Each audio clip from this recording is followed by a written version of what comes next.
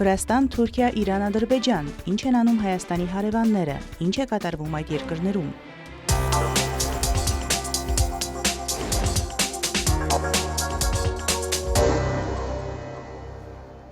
Վրաստանի խորհրդարանի խոսնակ Շալվա Պապուաշվիլին հայտարարել է, որ ՍԱՊ-ի ՀԿ ղեկավարը խոստովանել է, թե Եվրամիության կողմից ֆինանսավորվող տարբեր հասարակական կազմակերպություններ մտածում են պետական շենքերը բռնությամբ գրավելու մասին։ Պապուաշվիլին իր Facebook-յան էջում գրել է, որ չնայած դոնորներին ծայրահեղականությունից հեռու մնալու Թբիլիսիի կոչերին, նրանք շարունակում են լռել։ Վրաստանի խորհրդարանի խոսնակի խոսքով դոնորների այս մտահոգիչ լռությունը միայն ծառայում է հետագա բռնությունների հրահրմանը։ Պապուաշվիլին նաև տեղեկացրել է, որ Վրաստանի խորհրդարանի շենքի վրա դարձյալ կրակ են բացել հրագործական արտադրանքով։ Նա ակնկալել է, որ դեսպանատները կդատապարտեն խորհրդարանի շենքի վրա հարձակումը, հատկապես որ դա տեղի է ունեցել Պապուաշվիլիի խոսքով նրանց կողմից ֆինանսավորվող հասարակական կազմակերպությունների կողմից կազմակերպված հանրահավաքում։ 2 օր առաջ Չեխիայի, Գերմանիայի, Նորվեգիայի դեսպանները, Մեծ Բրիտանիայի եւ Նիդերլանդների դեսպանությունների ներկայացուցիչները այցելել եւ համերաշխություն են հայտնել ՀԿ-ների ասոցիացիային Human Rights House-ին, որը դատախազի հետաքննության օգնում էր խորհրդանի մոտ բռնության ենթարկված ցուցարարներին խուսափել օրինական տուգանքներից,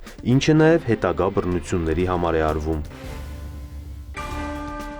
Վրաստանի գլխավոր դատախազությունը մեղադրանք է առաջադրել ընդդիմադիր ուժեղ Վրաստան կուսակցության առաջնորդ Մամուկա Խազարաձեին Միխեիլ Սաակաշվիլիի օրոք հանցագործությունները հետաքննող խորհրդարանական հանձնաժողովի նիստին չներկայանալու համար։ Այս մասին նշված է գերատեսչության տարածած հաղորդագրության մեջ։ Վրաստանի դատախազությունը մեղադրանք է առաջադրել Մամուկա Խազարաձեին Վրաստանի խորհրդարանի ժամանակավոր քննչական հանձնաժողովի իրավական պահանջը չկատարելու համար, ասվում է տեքստում։ Խազարաձեն, որը խոշոր TVC բանկի հիմնադիրներից է, հրավիրվել է հանձնաժողովի նիստին մարտի 25-ին։ Հանձնաժողովը նախատեսում էր հարցաքննել նրան Սաակաշվիլիի կառավարման ժամանակ տուժող անհատ ձեռնարկատերերի գործերով։ Նրանցից շատերը զգալի գումարներ են կորցրել։ Քննչական կոմիտեն նաև կասկածում է, որ բանկը այդ շրջանում իշխանությունների հետ գործարքի է գնացել եւ որ դրա ղեկավարները պատասխանատու են այն դեպքերի համար, երբ գործարարներին շորթում էին, սնանկացնում եւ բանտարկում էին կեղծ պատրվակներով։ Վրաստանի դատախազությունը պարզաբանել է, որ մարտի 22-ին Խազարաձեն ծանուցում է ստացել հանձնաժողովի նիստին ներկայանալու անհրաժեշտության մասին, սակայն չի ներկայացել։ Վրաստանի քրեական օրենսգրքի 349-րդ հոդվածի համաձայն խորհրդարանի ժամանակավոր քննչական հանձնաժողովի պահանջները չկատարելը պատժվում է տուգանքով կամ ազատազրկմամբ, առավելագույնը 1 տարի ժամկետով, նաև մինչև 3 տարի ժամկետով գործունեության իրավունքից զրկելով։ Չներկայանալով խորհրդարան, Խազարաձեն Facebook-յան իր էջում գրել է, որ միտումնավոր չի գնացել խորհրդարան եւ հանձնաժողովի նիստերն անվանել է կրկեսային ներկայացում։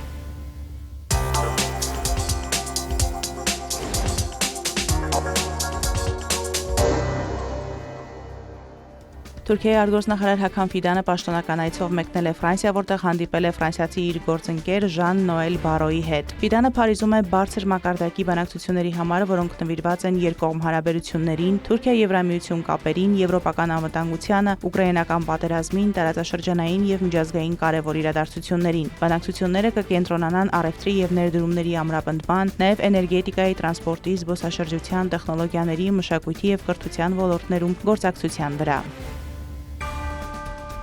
Թուրքիայի դատախազությունը հետաքննություն է սկսել Էքրեմ Իմամօղլուի ձերբակալության հետ կապված տնտեսական բոյկոտի կոչերից հետո։ Ավելի վաղ Ժողովրդահանրապետական կուսակցության ղեկավար Օզգյուր Օզելը կոչ էր արել բոյկոտել նախագահ Էրդողանի ընտանիքին եւ իշխանամետ շրջանակներին պատկանող ընկերությունները։ Ընդդիմադիր գործիչը հրապարակել էր Թուրքիայի իշխանությունների հետ կապված լրատվամիջոցների եւ ընկերությունների ցանկը։ Ռուսաստանի փոխարտգործնախարար Սերգեյ Վերշինինը Ռուսաստանում Թուրքիայի դեսպան Թանջու Բիլգիչի հետ քննարկել է Սևծովում նավագնացության անվտանգությունը։ Այս մասին տեղեկացրել է Ռուսաստանի արտգործնախարարության կայքը։ Բանակցությունների ընթացքում կողմերը քննարկել են իրավիճակը Սևծովում, հաշվի առնելով նավագնացության անվտանգության ոլորտում ռուս-թուրքական զարգացումները։ Նրանք հատուկ ուշադրություն են դարձրել ուկրաինական ճգնաժամին, կենտրոնանալով դրա լուծման ուղիների որոնման եւ դրա պատճառների վերացման վրա։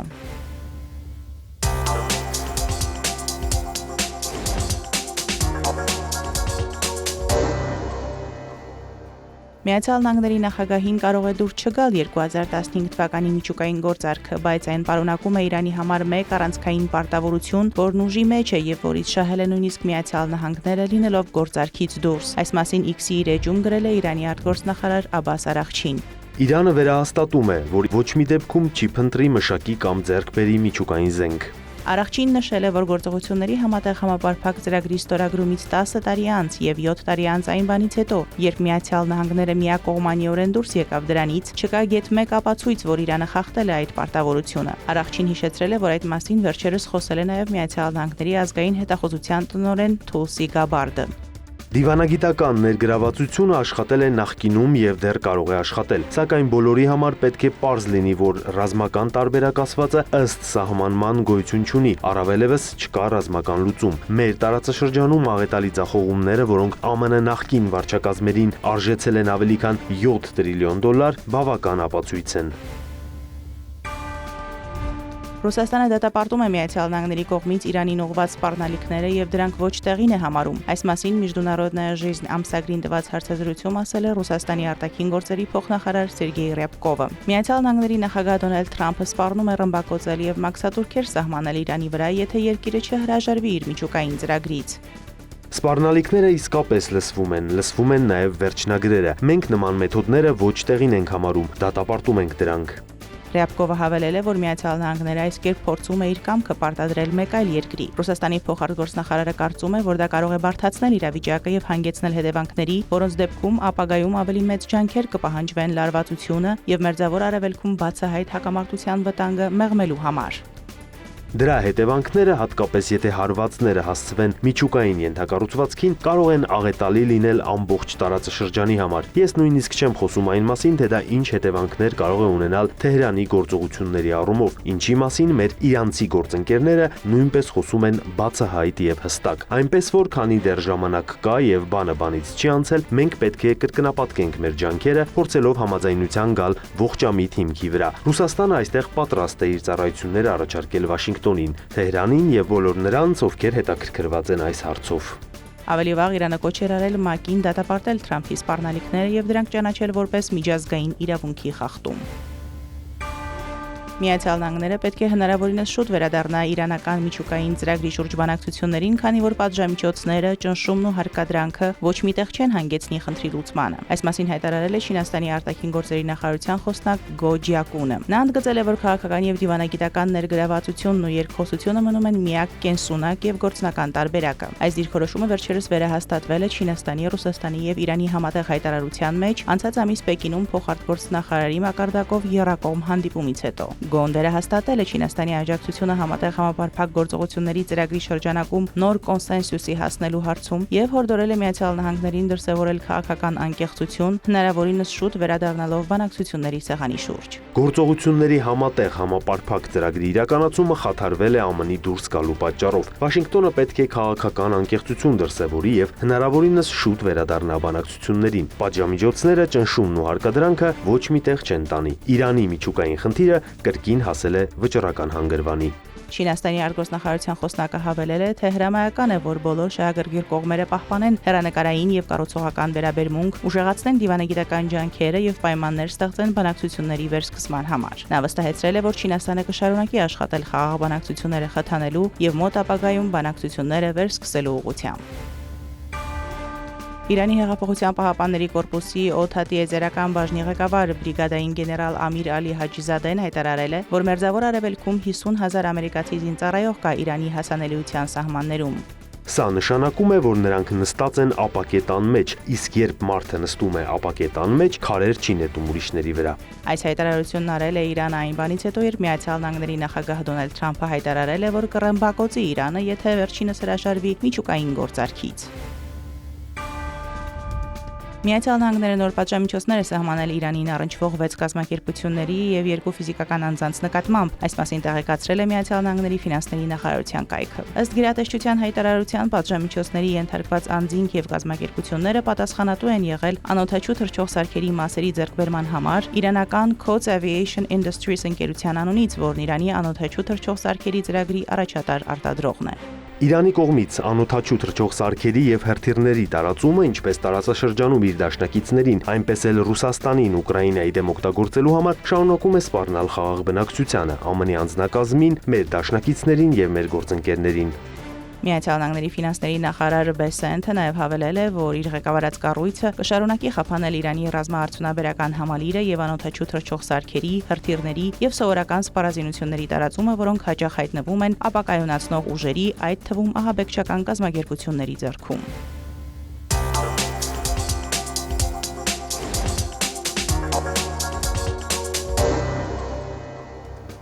Ադրբեջանի արտաքին գործերի նախարար Ջեյհուն Բայրամովը հանդիպել է Եվրոպական արտաքին կապերի ծառայության գլխավոր քարտուղարի տնտեսական եւ գլոբալ հարցերով տեղակալ Սայմոն Մորդյուի եւ Հարավային Կովկասի ու Վրաստանի ճգնաժամի հարցերով հատուկ ներկայացուցիչ Մագդալենա Գրոնոյի հետ։ Քննարկվել են Ադրբեջանի ու Եվրամիության գործակցության ներկա վիճակն ու հեռանկարները, նաեւ տարածաշրջանային ու միջազգային փոխադարձ հետաքրքրության հարցեր։ Մասնավորապես նշվել է, որ Բաքվի նախաձեռնությամբ էներգետիկ ոլորտում իրականացվող խոշոր նախագծերը կարևոր դեր են խաղում Եվրոպայի էներգամատակարարման եւ անվտանգության ոլորտում։ Բայրամովը նաև տեղեկություններ է տրամադրել տարածաշրջանում առկա իրավիճակի մասին։ Բացի այդ, հանդիպանը մտքեր են փոխանակվել փոխադարձ հետաքրքրություն ունեցող հարցերի շուրջ։ Բայրամովն ընդգծել է, որ չնայած Բաքվի եւ Երևանի միջև հարաբերությունների կարգավորման գործընթացում առաջընթացին, նրա խոսքով Հայաստանի սահմանադրության մեջ Ադրբեջանի նկատմամբ տարածքային պահանջների պահպանումը եւ արագ սպառազինումը վտանգ են ներկայացնում խաղաղության օրակարգի առաջխաղացման համար։